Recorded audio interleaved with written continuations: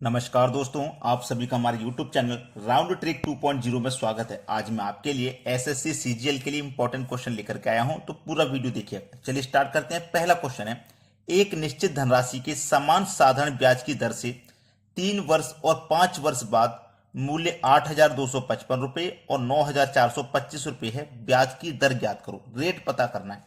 हमको इतना मालूम है कि हमारी जो राशि है वो 3 वर्ष में इतनी हो गई और 5 वर्ष में इतनी। देखिए 3 वर्ष में कितनी हो रही है, 8,255, ठीक है।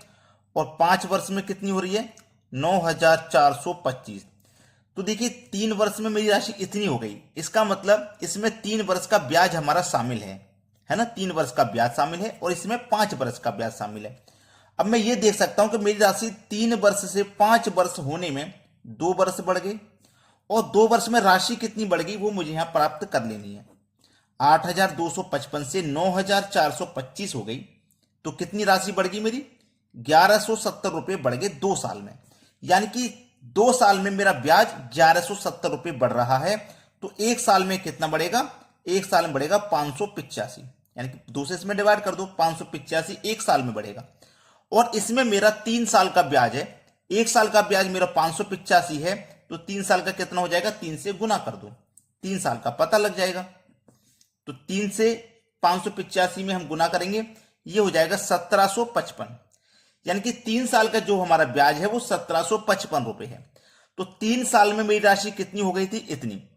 8,255 में से जो ब्याज है 3 साल का मैं उसे हटा दूंगा, 1,755 ब्याज हटा दूंगा, तो ब्याज हट जाएगा तो मूलधन बचेगा।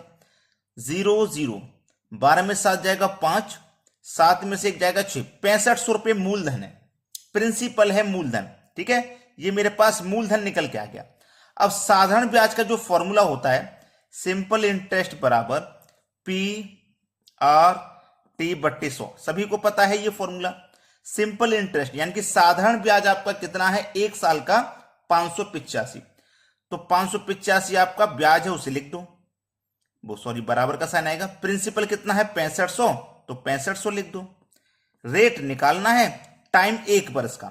हम 1 वर्ष का ही तो ब्याज लिए हैं, तो टाइम आपका 1 वर्ष का रहेगा और पूरे का बटा 100, ठीक है। 2 जीरो से आपके सीधे सीधे यहां पे 2 जीरो ये कट जाएंगे। कटने के बाद में अब इसको भी कटा लो।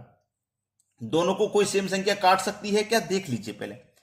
13 पंजे 65, 13 चौका 52, 6 बचेगा 65, 13 पंजे 65 और 5 से कट जाएगा ये 5 में 45, 9 बार में, 9 बार में कट गया ना भाई। 5 में 45 9 बार में कट गया। अब 9 बार में ये कट गया, हम निकाल क्या रहे थे, रेट निकाल लेते। हम क्या निकाल लेते भाई, हम निकाल लेते रेट। तो हमारा रेट कितना आ गया, 9% का आ गया। इधर क्या बचा आर, इधर 9, यानी कि जो रेट है वो 9% का है। ये हमारे सवाल का बिल्कुल सही जवाब। अब देखेंगे अगला प्रश्न। अगला प्रश्न है, अच्छे 2 वर्षों के लिए 6% साधारण वार्षिक ब्याज की दर पर 3,000 रुपये उधार लेता है। देखिएगा 3,000 रुपये उसने उधार लिए, कितने समय के लिए, 2 वर्ष के लिए। 2 वर्ष के लिए उसने उधार लिए। रेट क्या है, 6% की दर से उसने उधार लिए हैं, ठीक है। 3,000 रुपये उधार लिए, तो 2 वर्ष में 6% की दर से ब्याज लगने के बाद यहां क्या आ जाएगा, अमाउंट। जो भी अमाउंट होगा जो वापिस करना होता है भाई, देखिएगा 3,000 रुपये उधार लिए, 2 वर्ष में 6% की दर से जो वो वापस करेगा, यानी कि ब्याज और मूलधन दोनों वापस करेगा, उसे अमाउंट कहते हैं, यानी कि मिश्र धन। तो जो भी अमाउंट है फिर वो लाए उधार लेता है और समान राशि, यानी कि वही राशि, कौन सी राशि, 3,000 की राशि, वही राशि समान राशि को 2 साल के लिए 9% वार्षिक साधारण ब्याज पर अपने दोस्त को उधार दे देता है। अक्षय को 1 साल में कितना लाभ होगा। बहुत अच्छा सवाल है भाई, बेहतरीन क्वेश्चन, समझ रहे हो ना। यानी कि 3,000 रुपये उसने उधार लिए थे, वही 3,000 रुपये उसने अपने दोस्त को उधार दे दिए, है ना। किस रेट से दिए, 9% की रेट से। यानी कि खुद अपना 6% की रेट से और दूसरे को दिए 9% की रेट से। अब जैसे कि मैं आपसे पैसे उधार ले लूं 6% की दर से और वही पैसे मैं दूसरे को दे दूं 9% की दर से। मैंने आपसे 6 लिए, 9 की दर से दूसरे को दे दिया, तो मुझे 3% का फायदा हो रहा है, मुझे कुछ नहीं करना पड़ा। 3% का देखो फायदा हो रहा है कि नहीं हो रहा, 3% का फायदा हो रहा है। अब 3% का फायदा हो रहा है तो एक साल में कितना लाभ होगा, उसे एक साल में कितना लाभ होगा। रुपया कितना भैया 3000 है ना, 3000 पे 30% का फायदा होगा। 3000 का 30% निकाल लो, 3% परसेंट का मतलब बटे में 100, 2 जीरो से 2 जीरो कटा दो, 30 त्रिका 90, यानी कि उसको 90 रुपए का फायदा हो जाएगा। बी ऑप्शन हो जाएगा सही जवाब। अब देखेंगे अगला प्रश्न। अगला प्रश्न है 5000 रुपए पर 5% वार्षिक दर से 5 वर्ष का साधारण ब्याज क्या होगा। साधारण ब्याज का फॉर्मूला लगा दो, सिंपल इंटरेस्ट बराबर पी आर टी बट्टे 100। चलिए साधारण ब्याज निकालना है।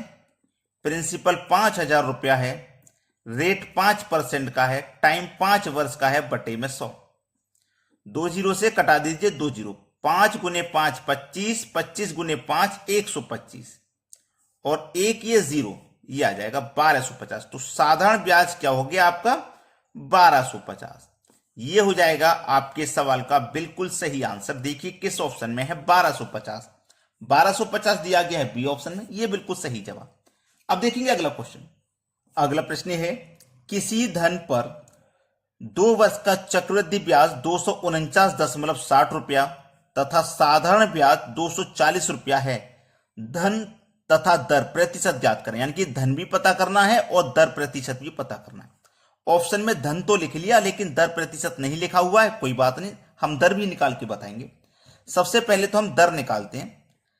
जब साधारण ब्याज और चक्रवृद्धि ब्याज दोनों मालूम हो तो दर कैसे निकालते हैं देखिएगा।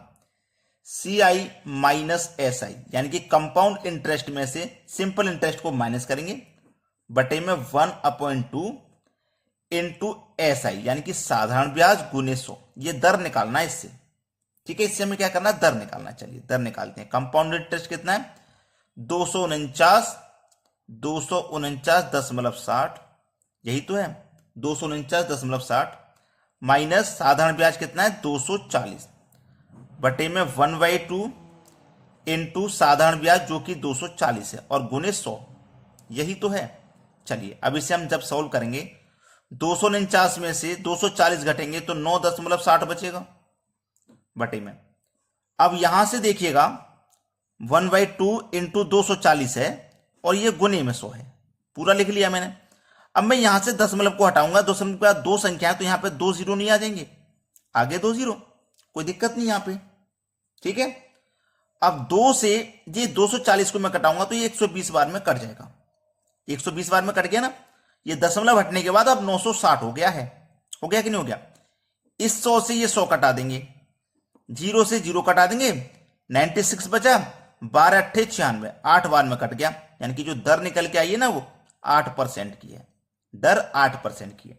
तो हमें दर और प्रतिशत, दर भी बताना था धन भी, तो दर तो हमने निकाल लिया 8% की है। अब देखना दर कितना है 8% का। अब साधारण ब्याज प्रत्येक वर्ष के लिए समान रहता है, एक साल का रेट 8% है तो हमसे 2 वर्ष का साधारण ब्याज दिया गया है, एक साल का 8%, तो 2 साल का कितना हो जाएगा भैया 16%, और 16% की वैल्यू कितनी है साधारण ब्याज की 240।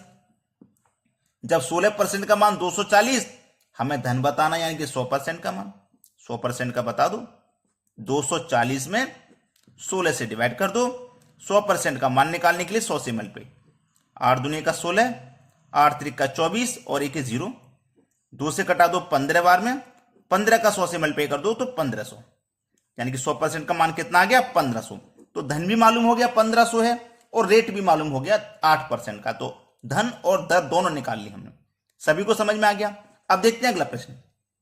अगला प्रश्न है किसी संपत्ति की कीमत प्रति वर्ष अपनी प्रारंभिक वर्ष की तुलना में 10% कम हो जाती है। संपत्ति की वर्तमान कीमत 8100 रुपए है, 2 वर्ष पहले इसकी कीमत क्या थी।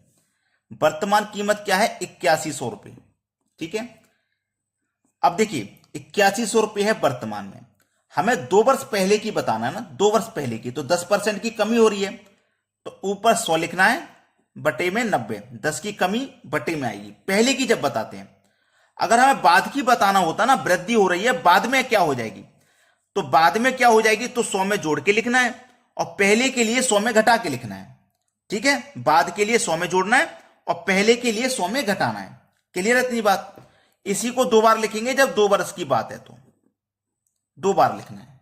अब इसको कटाइए। सबसे पहले देखिएगा, 2 जीरो से 2 जीरो में सीधा सीधा इनको कटा देता हूं पहले। 9 में 81, 81 से 81 एक बार में कटेगा, और ये 2 जीरो, 100 और 100 गुने हो जाएंगे तो 10,000। ठीक है, तो चलिए, हमारी कीमत, वर्तमान कीमत 8100 रुपये है, तो 2 वर्ष पहले की कीमत क्या होगी? 10,000 रुपये हो जाएगी। ये हमारे प्रश्न का बिल्कुल सही जवाब हो जाएगा। क्लियर है? ये आपका आंसर हो गया। अब देखते हैं अगला प्रश्न। अगला प्रश्न है, यदि 2 वर्ष में 600 रुपये मूल्य के बिल की कीमत 660 रुपये है। 600 रुपये मूल्य की कीमत हो गई 660 रुपये। मूल्य था 600, बढ़कर के 660 हो गया, तो उस पर ब्याज लग गया 60 रुपये का। कितने समय में? 2 वर्ष में। साधारण ब्याज की दर क्या है? रेट पता करना है। साधारण ब्याज का फॉर्मूला लगा दो। ठीक है, PRT अपॉन 100। चलिए, साधारण ब्याज कितना है? 60 रुपये। 600 रुपये की चीज थी, 660 रुपये की होगी, तो ब्याज उस पर 60 रुपया लग गया ना, तो 60 रुपये ब्याज हो गया। प्रिंसिपल क्या है? प्रिंसिपल है हमारा 600 रुपया का, 600 रुपये का प्रिंसिपल है। इनटू रेट हमें निकालना है, और टाइम दिया गया है 2 वर्ष का, बटे में कितना? 100 है। 2 जीरो से सीधा सीधा आपके 2 जीरो ये कट जाएंगे, कट गए। 6 से कट जाएगा 60 10 बार में, और 2 से कट जाएगा 10 5 बार में। तो इधर क्या आ गया? 5, और बराबर के इधर आ गया R। तो R की वैल्यू यानी कि रेट कितना है? 5% का।